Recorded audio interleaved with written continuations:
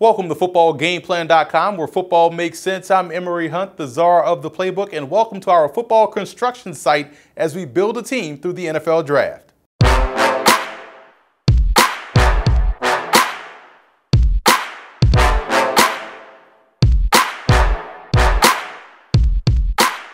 You always hear others say that this particular draft is weak, or wait until next year to take this particular position, or the NFL draft is an inexact science, but we at Football Game Plan believe that all three of those statements are huge myths, and we're here to show you why as we go through 7 rounds of the NFL draft and pick players to make each NFL team better. But before we get started, let's take a look at the mock draft rules. You have to remember that the selections that you see in this mock draft will be based off of Football Game Plan Scouting player rankings, which you can find on our website at youtube.com/footballgameplan or footballgameplan.com/FBGP scouting. They're also based off what I would do as the general manager, not what I think they'll do, not what they have done or what they will do, but what I would do if I were the GM, and also what I believe are the team needs. So not what other people may think the team needs are. If I think they need a quarterback, then I'm gonna take a quarterback.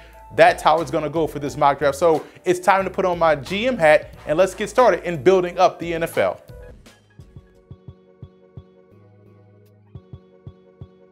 The Jaguars add an excellent talent along the offensive line in Cam Robinson of Alabama, and Robinson is talented enough to play either tackle spot, and I think he can step in and start as a rookie on the right side. I like the thought of a Delvin Cook, TJ Yeldon combination in Jacksonville. Cook would essentially be a steal here if he was still on the board in the second round, and the Jags would definitely sprint up to the podium and scoop up the game-breaking runner.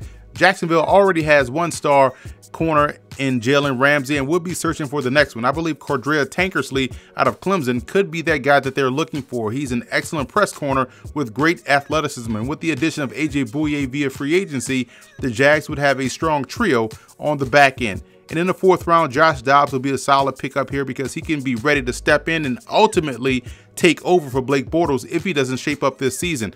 Dobbs will be an immediate upgrade as well over both Chad Henne and Brandon Allen.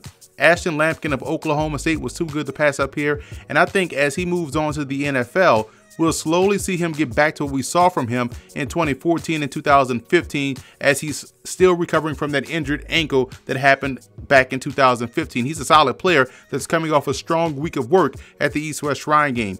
Also coming off a strong week of work at the East-West Shrine game is defensive tackle Ralph Green III out of Indiana. He's very good versus the run and will provide great depth along the Jags defensive line.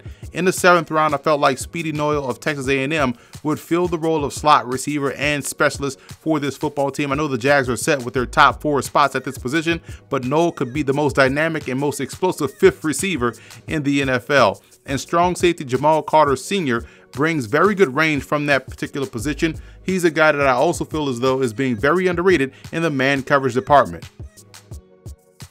So that's a wrap for this edition of Building Through the Draft. I'm Emory Hunt, the czar of the playbook. And if you want to watch our other NFL team 7-round mock drafts, and you already should, be sure to subscribe to our YouTube channel at youtube.com/footballgameplan, where you can catch all of our FBGP scouting prospect ranking videos. Also, subscribe to Football Game Plan podcast on iTunes.